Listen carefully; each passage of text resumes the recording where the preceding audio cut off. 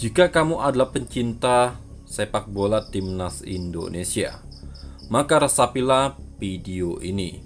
Tonton video ini sampai selesai. Di video ini akan terisi perjalanan timnas Indonesia mulai era kegelapan timnas Indonesia hingga timnas Indonesia berubah seperti sang Garuda sesungguhnya. Mungkin teman-teman adanya era kegelapan timnas Indonesia sering sekali malas untuk menonton setiap pertandingan, karena timnas Indonesia dulu sering sekali dipandang sebelah mata oleh negara lain, karena cara bermain yang tidak baik, selalu kacau, hingga setiap pertandingan pun timnas Indonesia selalu dipermalukan dengan negara lain.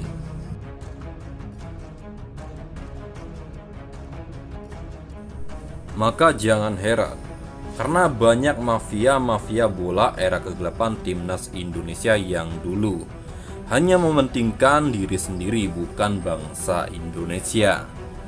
Tahun 2018 adalah tahun yang sangat luar biasa, yang dimana timnas Indonesia pelan-pelan mematahkan pandangan sebelah mata dari negara lain yang selalu memandang remeh timnas Indonesia.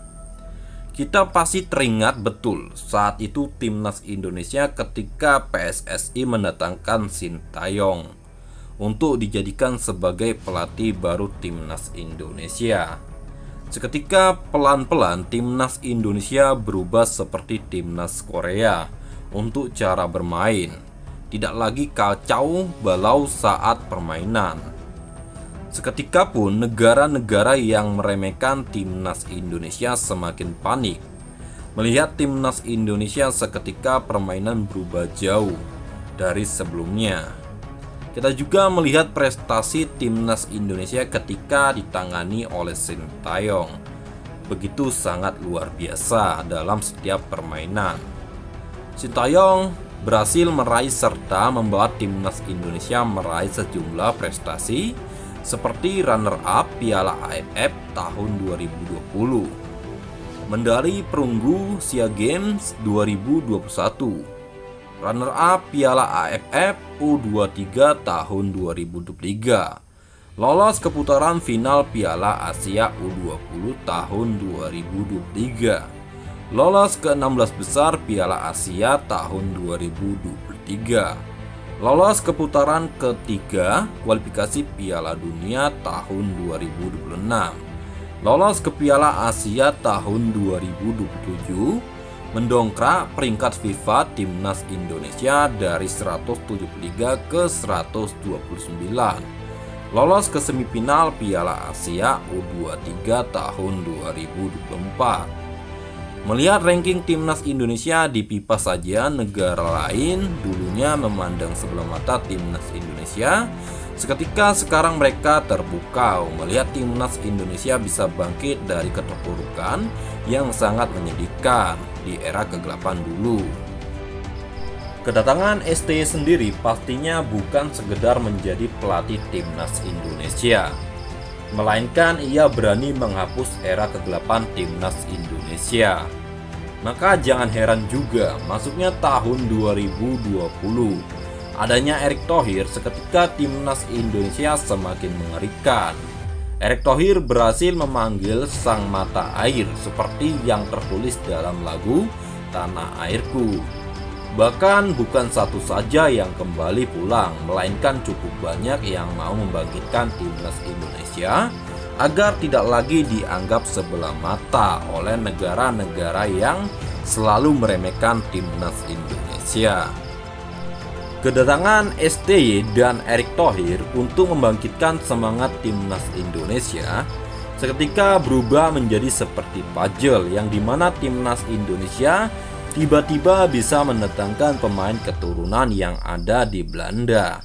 Sedangkan dulu saja tidak ada satupun pemain keturunan yang mau memperkuat timnas Indonesia. Maka jangan heran misi ketua PSSI sesungguhnya agar tidak ada lagi remehan dari negara lain yang dulu memandang sebelah mata timnas Indonesia.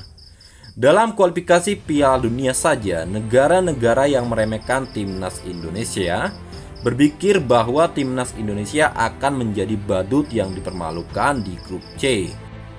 Nyatanya omongan itu tak berlaku untuk mematahkan semangat pejuang timnas Indonesia. Dalam putaran ketiga kemarin, Arab Saudi pun sampai kewalahan. Sampai-sampai ia harus dipermalukan oleh timnas Indonesia. Timnas Arab Saudi berhasil takluk dengan skor 2-0 pada tahun 2024 kemarin. Maka jangan heran misi Ketua PSSI Erick Thohir untuk timnas Indonesia benar-benar tidak main-main. Ia optimis bahwa timnas Indonesia bisa lolos kualifikasi Piala Dunia. Tahun 2025 kita memang dibuat sedih atas kehilangan Sintayong. Sintayong pun harus digantikan ataupun harus digeser oleh Fredrik Wilfried.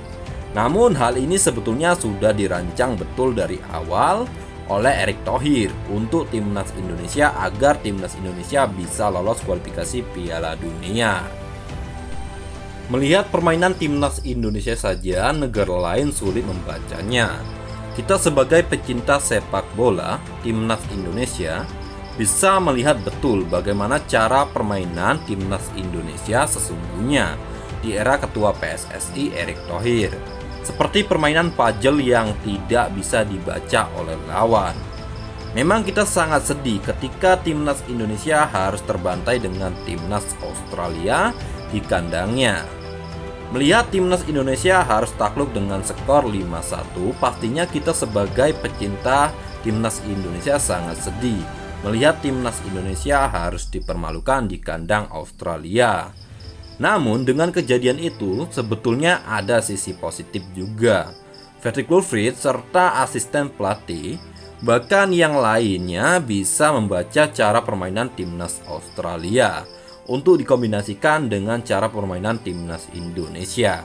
Nyatanya cara ini berhasil dilakukan oleh Fredrik Wilfried serta asisten pelatih timnas Indonesia dari kekalahan dengan Australia kemarin.